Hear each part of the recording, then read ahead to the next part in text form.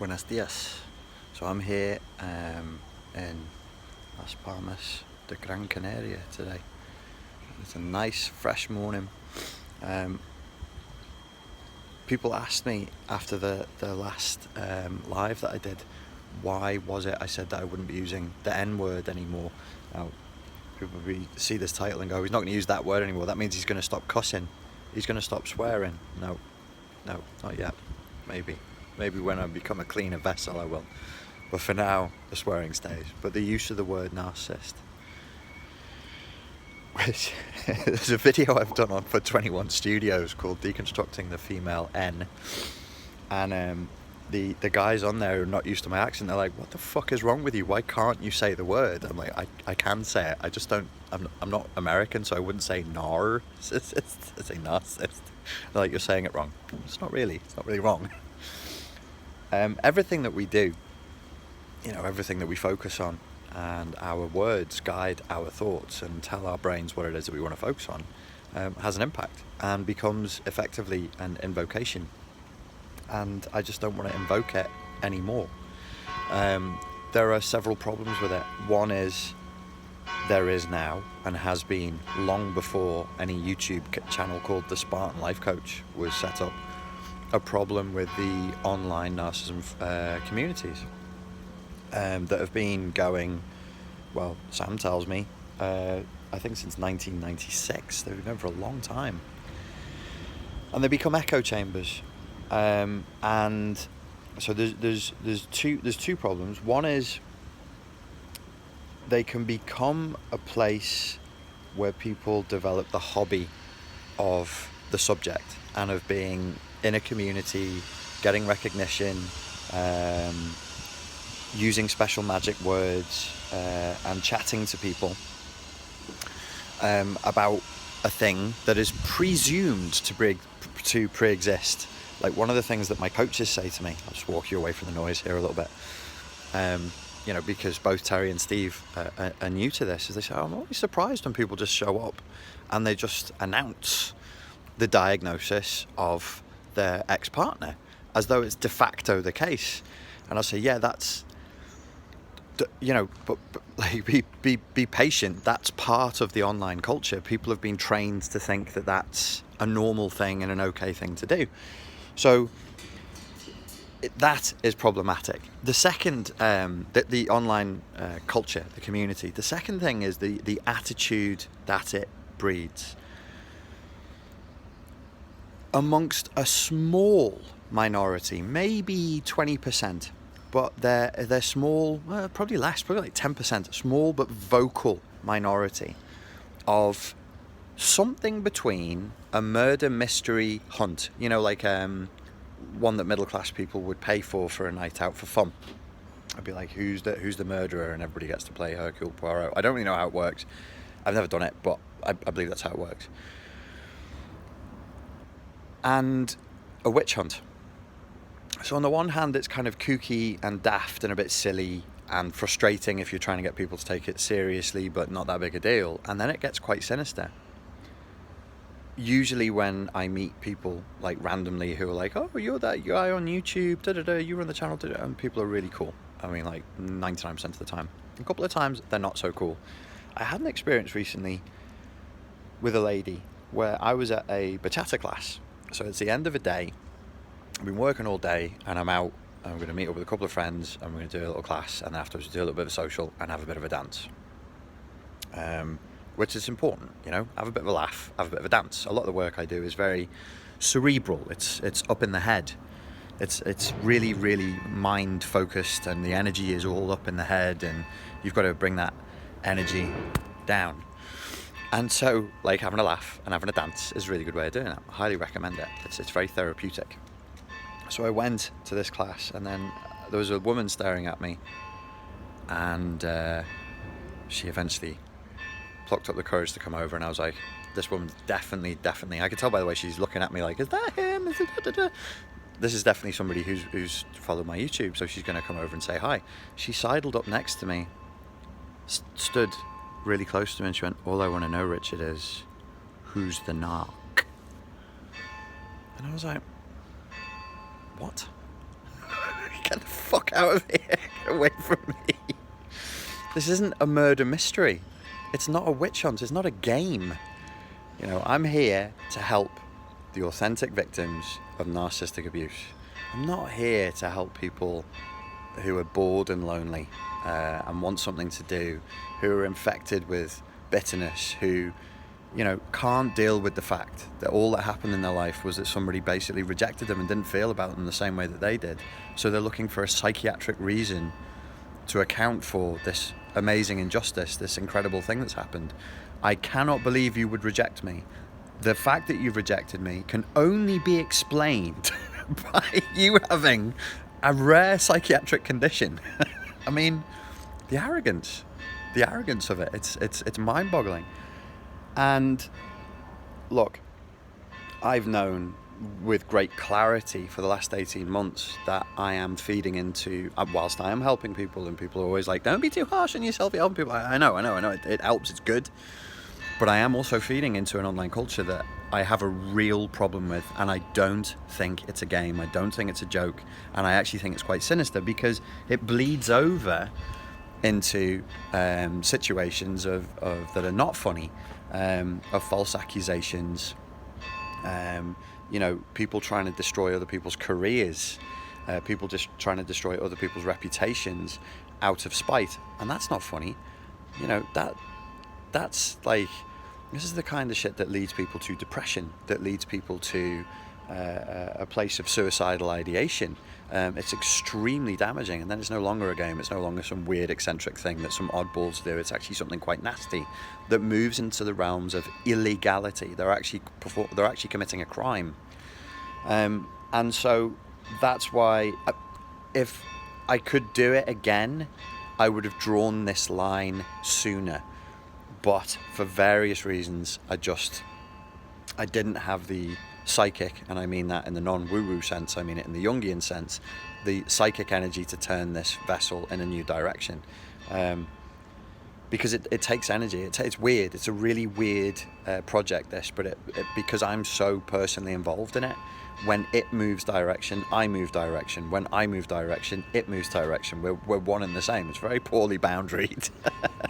But that's the nature of the beast. I mean, and every business run by one person or a few people is like this to some degree. And it is a business. It is an enterprise. It is a project. And to that extent, it's my baby. And I'm also defensive of it. And I'm aware and uncomfortable with that baby of mine becoming infected by nasty people, by people who are not of good intent, who are not of good heart, who don't want the best for the others around them, and who are playing this weird murder mystery game / witch hunt. Like, it's 8 o'clock in the morning. I don't know why you'd need to ring the bell 20 times. They're probably summoning the Inquisition. Seriously, why ring it that many times? For fuck's sake. I mean, that is just a nuisance. Yes. We're aware. You're a church. It's all very important and special. Okay, they're not going to stop. So, I don't want to feed into that. I don't want to encourage that culture. It's going to be there, like the YouTube videos that are already up, and the reputation I've got and what I'm known for isn't going to change. That's going to remain. And I can't do anything about that. But what I can do is say, okay, here's a line in the sand. 2018 was, for me, the last time that I do a... Now, that feels like you've passive-aggressively turned up the bell ringing. They know. The Inquisition knows. Fuck you. And thank you. Fuck me. It's a church. We fucking know. You're huge. So I said, that's the last time I'm doing a narcissism seminar. We've had the little bell. We'll have the big bell now. And so I did the How to Divorce the N-Word seminar. And then there's this course that's released now called Break the Trauma Bond. And breaking the trauma bond is partly about breaking the addictive conditioned cycle to being involved with the online forums. And I've spoken to people about this, and they're like, what are you doing? You're basically cannibalizing and destroying your own project. And I haven't thought this through, but I think that there must be some legs to saying that every coach or trainer should be training to make themselves redundant. I should be training people to make it so that they never want to watch my videos again, or I need to be doing videos that go beyond that one particular subject. Otherwise, what are we doing? I'm aware that there is this culture in therapy to just keep clients going for 10, 15, 20 years. I don't want to be that guy. I'd rather be like, look, here's parts of your life that were taken away. This is how you can recover it and move on to the best of our abilities. This is what we're going to do. Away with you, so that you can do that. So I should. Isn't the only honest thing I can, like anybody who's online doing what I'm doing, any of the people you're following, we should all be working to make ourselves redundant. We should all be working to, in like, say for example with YouTube, your success rate should be that your subscriber list, goes up, but then it should start going down. People should be like, no, I don't need this anymore. Thank you, so long, and thanks for all the fish, and away they go. So that's why I will still be talking about CPTSD. And I'll still be talking about recovery from CPTSD, but the word itself, I actually want to stop saying the word itself. And here's another reason, apart from the two problems that I have with online narcissism communities, which they go the same way every time. I mean, and I would even say online communities just generally suffer from this. And remember, like, I might be new-ish to this subject. I've been in it, I think, like 5, maybe 6 years now. But I was running self-defense forums back in 2005. So I've been online and run online Facebooks. I've run online Facebooks. And if you're in Facebook, can you send somebody an email, Mr. Zuckerberg? Well, yes, Senator. Yes, you can. I'm aware of what happens with online communities. They do tend to implode. Why? Because they're infected with people with personality disorders? Well, sometimes. And because I think the format draws out monstrosity from people's unconscious. I think the internet generally does that. There's something about this modality that not for everybody, but for a good number of people, makes them confrontational, makes them nasty. I'm going to do a video about coming off social media for a month, because it was really cool, and I highly recommend doing it, highly. As an adult, it's one of the most important things. It's a real, like, sort of a Rubicon, like a boundary that I'll be like, there was before that and then there was after that. I think we really don't know what social media does. I would liken it to putting a drop of arsenic in your coffee every morning. It's not that bad, it's okay. It will fuck you up, and you realise it when you come off. You realise what it's been doing to you when you come off. But there's people just sending me signs on the live chat of bells. They're not going to stop. The format itself lends itself to cannibalism and a kind of narcissistic, but not PD'd, just a narcissistic interpersonal style mode of chatting to people. So, people over the years have said to me, will you set up a Facebook group, a support forum? I'm like, no, because I know how it goes every time. You'll have, let's say you have 30 people who are there. So we'll just use a round number, a small number, 30. And then one person will start taking over that group, and they'll start cannibalizing the group. And then that one person will recruit people within the group. And out of the 30, most will reject them, but 7 will get on board. And then they'll start attacking whoever set the group up. Tell me I'm wrong. Who do you follow? If you follow, I'm not going to name names, whatever. Like, you know the people on YouTube. If you follow them and you're involved in their Facebook groups or you're involved in their forums, like some of them have paid for forums, haven't you seen that? Haven't you seen that, like, you'll have, like, groups of people. Some people are just there for the information, and the tone of their post is pH neutral, and they're just looking for info. And then you get people who are constantly writing these non-pH neutral posts, who are provocative, who are reaction seeking, who then become passive aggressive about the person who set up the forum. This will happen. I know you've, like, if you're involved in it, I know you've seen it. Or a Facebook group, like somebody will set up a Facebook group, and then they'll, a person will take over. They'll recruit other people in the group, and then they'll start going, the person who set up this group, they're the N word. They're the N word. They always were. It's standard operational procedure. I would see this before I was even involved in this field. I mean, you'd see it in the martial arts world. The same language. Usually back then, people would say, "Oh, that guy is a psychopath." Would be more of an accusation that would be more common in the martial arts world. But it was the same thing, same deal. And so people would say to me, "Set up support groups," and I go, I'm not doing that. That's a form of digital self-harm. I'm not going to do that. So that's why I'm going to not be using that word anymore. I'm going to be talking CPTSD. I'm going to be talking personal development. I'm going to be talking moving forward, moving into the future. We're going to be looking a lot at the effects of social media. We're going to be looking at more cultural effects as well this year. I'm really, really looking forward to it.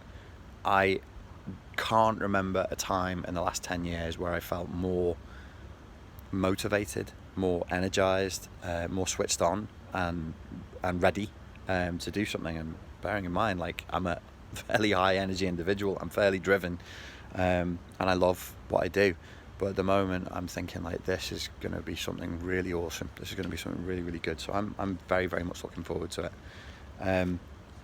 So that's just an explanation. So if you're thinking, like, why, the other thing that was happening is like on the London Underground, this happened a couple of times. People would see me and they go, "Oh, you're the narcissism guy," and I'm like, can you maybe not give me that title? Can you give me another name that's not that one? Can I not be the recovery guy? No, they're nice people, really, really nice people. I've only found out recently that, like, in terms of the UK, the overwhelming majority of my followers are down in London, which is why when I get the Underground, people are like, "Hey, you're that fucking guy." I want to make sure that, to the best of my abilities, I'm pushing this in a positive direction, that I'm not facilitating things for bad people. And the way to do it, I don't think, is to try and, like, block people more or moderate more or any of that. I think the right way to do it at a group level is the same way as you would at an individual level. It's to bore them.